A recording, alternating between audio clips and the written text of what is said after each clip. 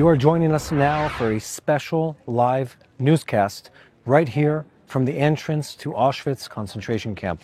I'm Mati Shoshani, you're watching TBN Israel, and today we have a very special ground report for you. We're coming to you live from Auschwitz, from the place where over 1 million Jews were killed, with news that is happening around the world at the moment, specifically that relates to antisemitism. So let's start with a roundup of everything that's been happening now. Things have been moving at an incredible pace around this region. But before we get started, make sure to pause this video, like, share, and subscribe, because every time you do that, it helps us reach more people with the truth from here. Well, not here in Auschwitz, but from Israel.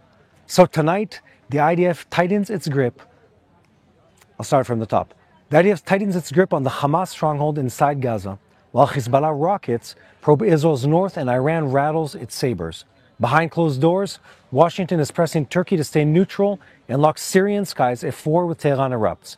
Far from the front, U.S. campuses burn with anti-Israel encampments. Incidents of Jew hatred at American universities just smashed every record. And a Tel Aviv University survey shows that the virus is global. Australia logged 1,700 anti-Semitic cases. Italy nearly doubles. And against this rising storm of hate, 10,000 people will march tomorrow from Auschwitz to Birkenau, linking the ashes of Europe's past to the fires Israel faces today. I'm Mati Shoshani, and this is your Boots on the Ground live report from inside Auschwitz-Birkenau.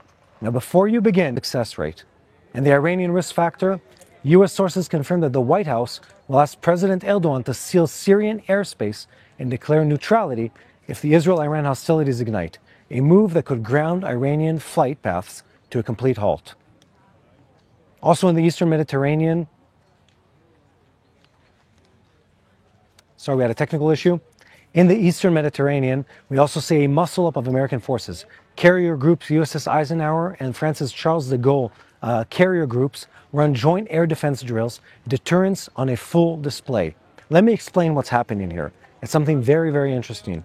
Both the US and an ally forces, the UK and France, of course, in this case, are fighting hand in hand to build up a force in the Middle East to fight against the Iranian threat. This is all leading up to a position or a point where the US would be able to attack on a full military scale against the Iranian plan and stop their nuclear military program. That is the goal here. That is something that's been discussed time and time again.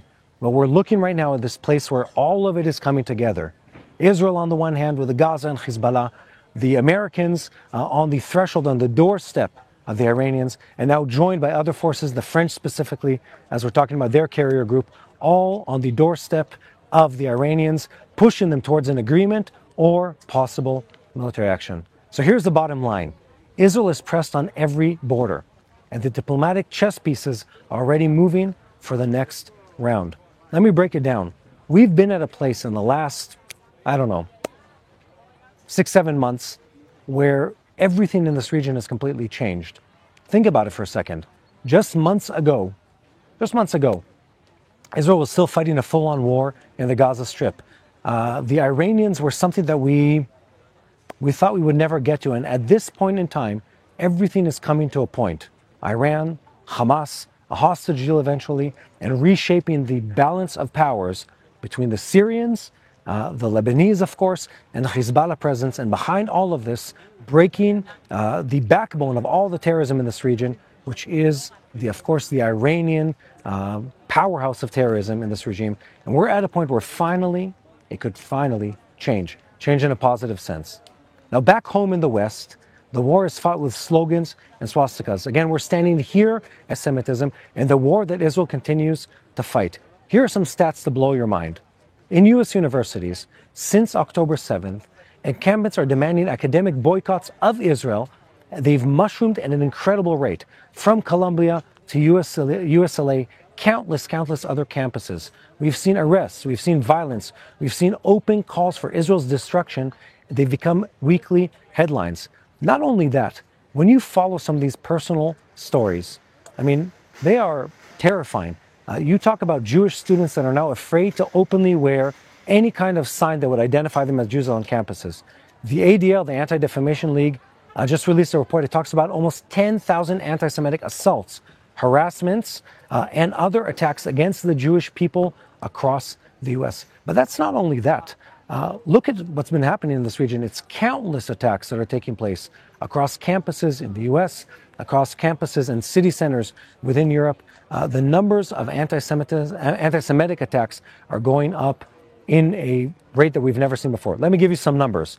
Australia, 1,700 incidents last year, a 43% rise in numbers. Italy, 877 incidents, a 93% rise year on year. Canada, 6,200 incidents, a 7% rise. That's actually not that bad. France, the UK, Germany, slight dip since 2023, but still double or triple the rates that existed before the October 2023 war. So Professor Uriah Shavit warns, anti-Semitism roared the moment the Jewish state looked most vulnerable in October. So what does the police follow-up look like? What are they doing? Fewer than 1 in 10 hate crime complaints end in an arrest. Friends, the numbers tell the story. Hatred is on a global sprint, not just a rise. It is booming in a way that we've never seen before. Once again, friends, I'm standing right here in the entrance to Auschwitz on the Yom HaShoah, the International Holocaust Memorial Day. I'm surrounded by the memory of unimaginable loss. It's impossible not to think. Your donation helps MADA collect, process, and deliver the blood that saves life. It funds the ambulances, the medics, the equipment, the lifeline. And while Israelis roll up their sleeves, let's open our hearts and give. Go to SaveLivesIsrael.com. That's one word, SaveLivesIsrael.com, and donate today. In memory, in solidarity, in action. Thank you for supporting this. It means a whole lot for us. Once again, if you're joining us live, we're standing here at the entrance of Auschwitz. Here in Auschwitz, the numbers turn into names. We're talking about anti-Semitism today, and tomorrow, April 24th, the March of the Living 2025 steps off. Over 10,000 participants, I think the number is 12,000 right now, survivors, students, and October 7th evacuees walking the 3-kilometer track from the Albert Machtfrei gate right behind me to the Birkenau ruins. It's been 80 years since liberation, likely the final decade where we'll see the march beside living witnesses. An IDF honor guard will read the names of the 134 hostages still in Hamas captivity. That's not correct. It's 59 hostages. A new VR exhibit will place visitors inside the Nova Music Festival massacre, welding yesterday's ovens to today's tunnels. And here I am standing between these barracks and these chimneys. The lesson is deafening. Unchecked hate ends here. We vow it ends right here and right now. We've been throwing out some really big numbers about the rise of anti-Semitism. And if you don't have the ability, it's really hard to grasp the understanding of this.